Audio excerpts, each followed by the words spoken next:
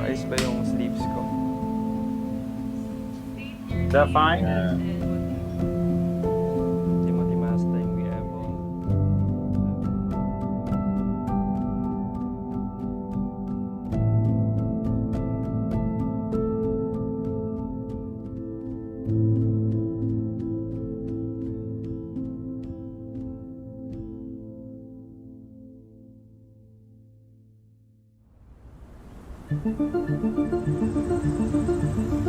I'm really not sure what's happening in our country right now, but it's emotional for everyone. We're all under lockdown. I think buong world naman is under lockdown because of this. Necessary mag-lockdown kasi part ng pag-spread ng isang virus is may interaction ko with other people. Kung kumahog pa yung buong mundo, create a vaccine para dito dahil hanggang ngayon wala pa and sobrang hihirapan ng mga tao. Kung hindi siya nag-lockdown, tama yung projection nila na abot tayo ng 75,000.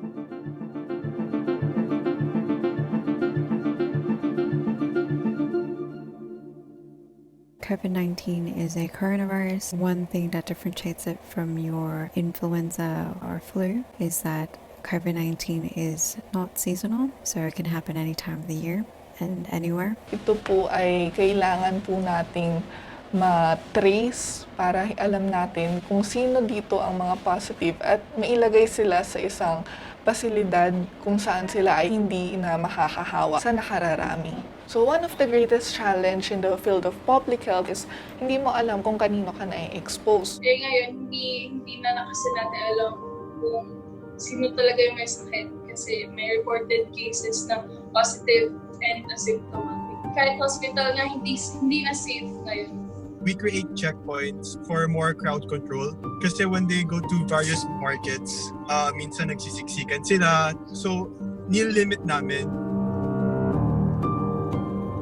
Dito sa Italy, pwede ka na lumabas. Pero pag may police, haharangin ka nila, tapos tatanungin ka nila kung saan ka pupunta, tapos kailangan mo pumirma dun sa papel na ibibigay nila na nagpo-prove na dun ka talaga pupunta.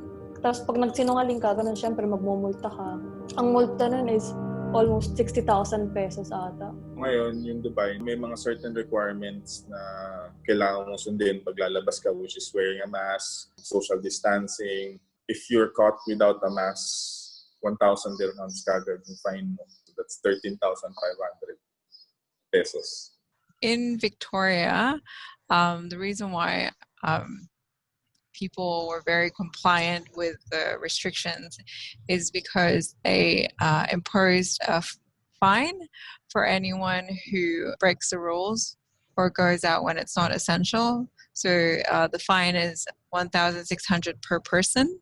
When they know that there is a violator. Example, simpleng level 4 lockdown tapos nag-party. Puntahan talaga kayo ng police and everyone will be processed and then may fine talaga. Magbabayad ka talaga.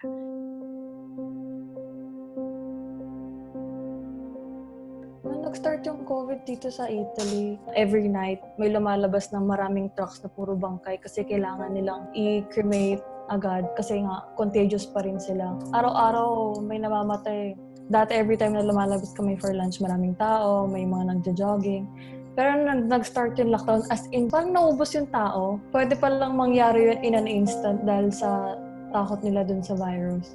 About 2-3 weeks ago, there was a lot of deaths in the area.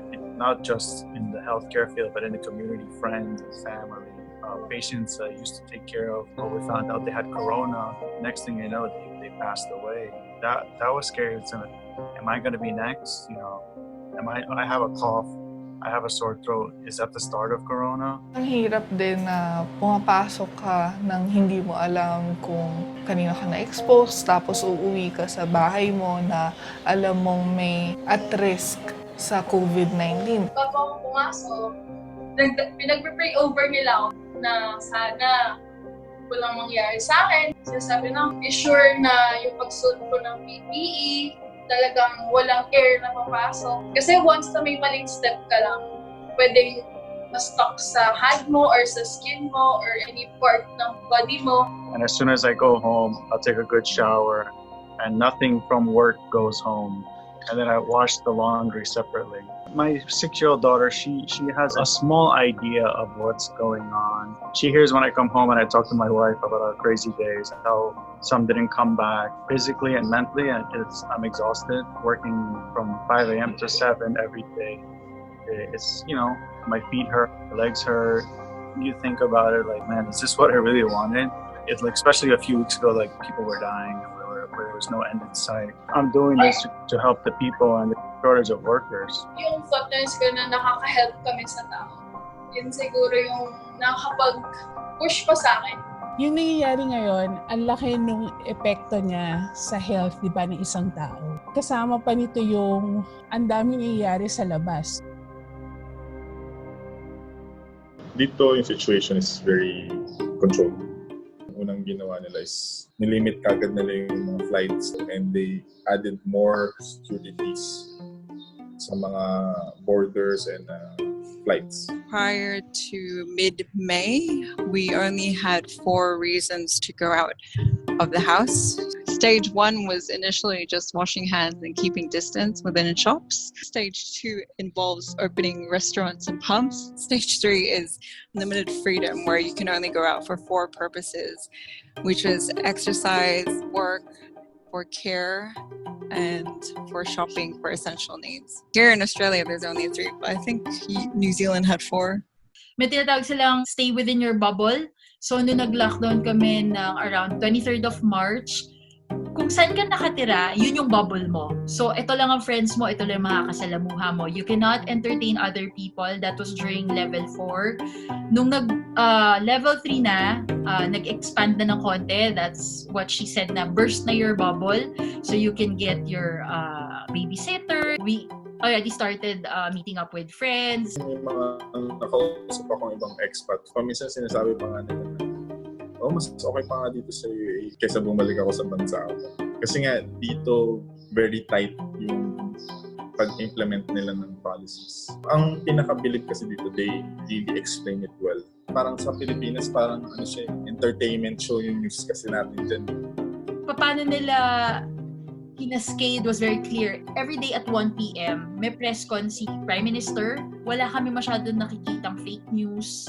Everything that we get in terms of information are official. Yung government ang ginagawa nila to control the situation is every 2 weeks, nag-update sila ng kung anong babaguhin nila sa law, yung dekreto, ganun. Tapos everyday, mayroon press conference dito sa TV na nagbabalita kung ilan ang namatay, ilan ang gumaling, ilan ang bagong cases. Parang mas takot yung gobyerno sa tao. Kasi konting lang nila, konting reklamo lang ng mga tao, talagang gagawa nila ng paraan para masatisfy yung citizen. Minsan iniisip ko, eto na ba talaga yung effort ng gobyerno natin?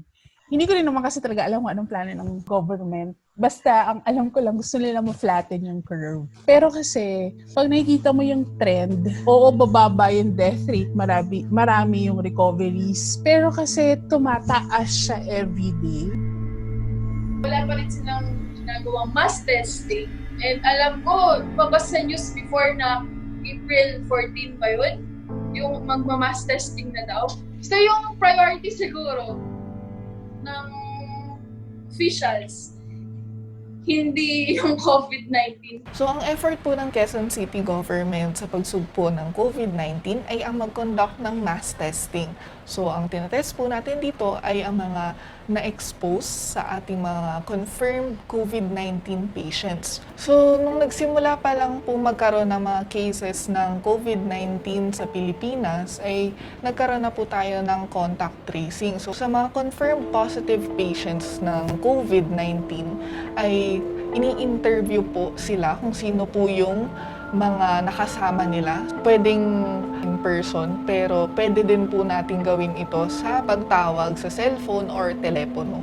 Compared sa ibang bansa, mas marami ang capacity nila to conduct testing for COVID-19. Pero magagawa din natin yun kung given the enough resources to conduct COVID-19 testing. There is a COVID-19 trackers. In this app, you can keep track of where you've been.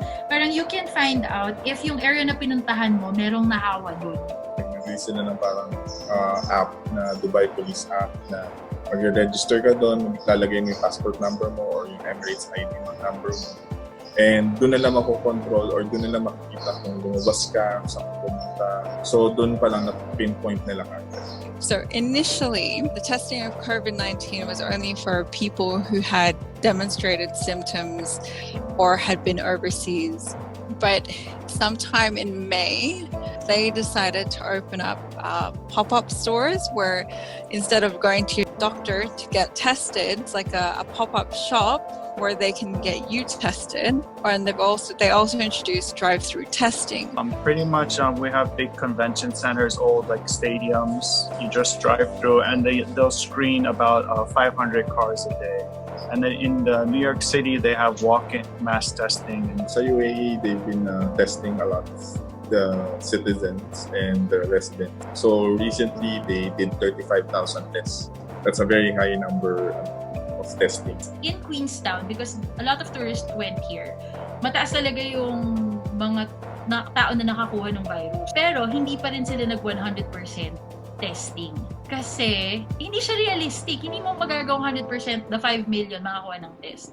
So what they did is they focused on areas that has high virus rate. The testing here in New Zealand is backed up with science and a lot of consultancy with medical professional. They also got best practice from other countries. Example, South Korea, Vietnam. Nakakainggit.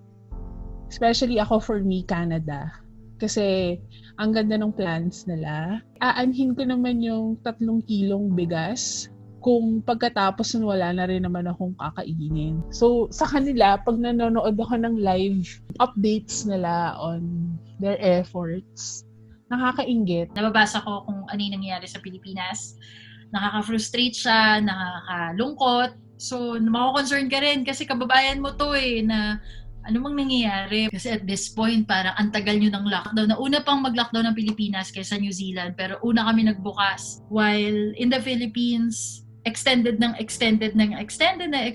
rin. Ang dami nating kailangang isipin dyan sa Pilipinas, but at the back of my head, I'm really hopeful that the government will be able to do their part kasi that's why they are there. Elected natin sila naniniwala tayo na kaya nilang gawin ko ano yung dapat nilang gawin. And hopeful din ako sana yung mga Pilipino makinig. I'm not surprised that Filipinos are breaking the rules because they think they can. Well, I think it's the lack of resources. We live in a country na isang kayod, isang papa. Isa rin sa things na na-realize ko since girlfriend ko is a frontliner. Maraming hindi masyado nakaka-appreciate ng frontliners before. Hindi ko ma-imagine na yung mindset or yung willpower na kailangan meron ka para lumabas ka araw-araw. Yung mismong reason ko talaga na mag-join ng Philippine Navy Reserve is that gusto ko talaga makatulong sa bayan.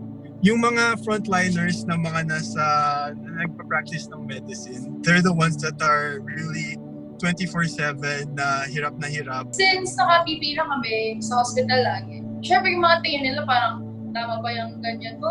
Marunong ka ba? Yung akala nila hindi namin alam ginagawa na. Yung mga pasaway, hindi nila alam kasi yung hirap namin dito sa hospital. Wala yung sa maraming patients, hindi kami nagrereklamo. Pero the fact na dahil din sa kanila, kaya kumakalat yung virus and kaya kami nagkakasakit. Yun kasi yung part namin na sana naiintindihan nila. As time goes by, mas lalo kong na-appreciate yung sacrifices ng mga frontliners kasi hindi biro yung ginagawa nila. Sarili lang nilang buhay yung at stake dun sa ginagawa nila pero ginagawa pa rin nila. And hindi lang naman sila yung frontliners. Yung mga sa groceries, araw-araw bukas pa rin sila. Pati yung mga nagkokolekta ng basura, yung mga naglilinis sa kalsada, sila lahat na araw-araw na kailangan natin para mag-function pa din yung society natin. sa laban na to, essential tayo. Kung hindi natin tutulungan yung mga frontliners natin, hindi nila matatapos yung laban. Just as they give importance sa economy, yung states and government should also give importance sa healthcare system. Ang economy is actually dependent sa healthcare system. Yung outcome or results ng pandemic na to, nagsisimula na siya lumabas. May mga business na nagsha-shutdown and yung mga iba nagpa-file na talaga for bankruptcy. Third world country lang tayo eh. Kaya hirap talaga tayo. Ngayon lang tayo nagkameron ng magandang ekonomi at natapat pa yung virus na yan. Di talagang hirap ang Pilipinas. If you look at this whole situation ng mas simple, it's more of cause and effect. Stop eating bats.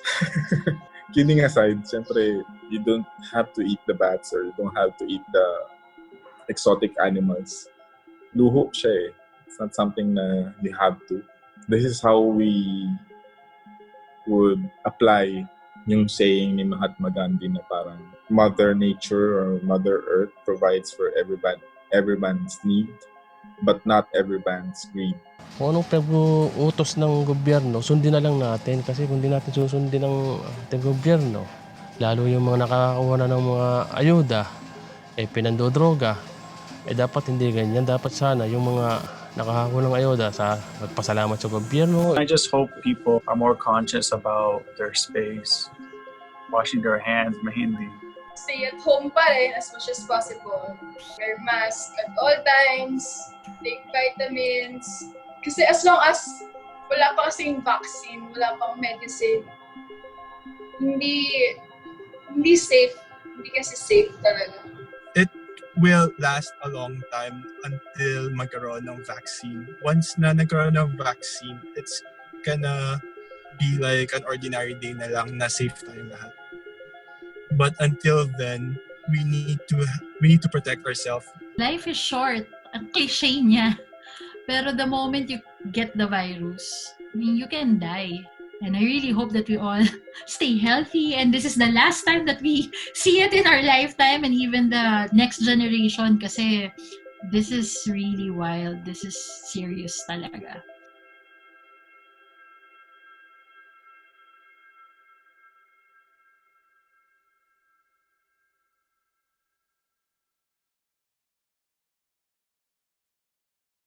Today, there are no active cases in New Zealand.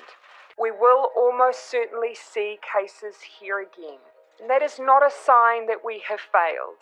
It is a reality of this virus. 1,000 plus na lang po ang ating backlog, which means we did not hit 40,000 or we will not hit 40,000 by end of June. No? Today's the last day na pala. Ano bang sinasabi ko? Wala na po. Panalo na tayo. We beat the UP prediction po. We beat it. So congratulations, Philippines. Let's do it again in July.